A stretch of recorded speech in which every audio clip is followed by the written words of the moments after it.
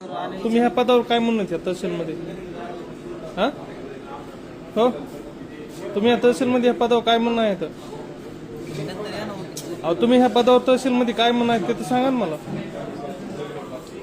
तुमचं I card कुठे? तुमच्या गळ्यात आय कार्ड नाही. तुम्हाला आय कार्ड विचारतोय.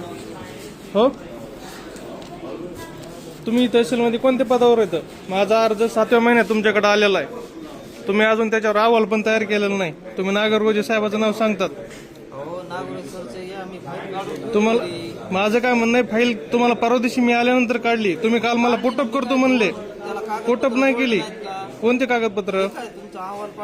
आपण पाठवलं नाही. ते आलाय कधी? तुमच्याकडे आलाय कधी ते सांगा ना मला. तुमच्याकडे आलाय कधी तो अहवाल?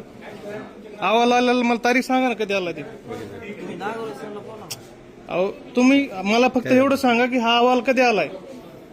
7व्या महिन्यामध्ये फाईल आली आणि अहवाल आल्यानंतर मंडळाला पत्र गेलं. दोन्ही मंडळाचा अहवाल कधी आला तेवढं सांगा ना. मंडळाचा अहवाल कधी आला मला सांगा ना तुम्ही. मंडळाचा अहवाल कधी आला तेवढं सांगा मला. 19/6 तुम्हाला मंडळाचा अहवाल आलाय. 19/6 आल्यानंतर 7व्या महिन्यात अक्षय शिरसट तुमच्याकडे आलता. तुम्ही टाईप करण्यासाठी आणि हे झेरॉक्स काढण्यासाठी त्याच्याकडून 200 रुपये घेतले. त्यानं तुम्हाला दिले बी. तुमच्या ध्यानात नसू द्या ना. ह्याच्यासोबतची दुसरी फाईल होती युवराज श्रीमंत ज्ञानोबा सानप.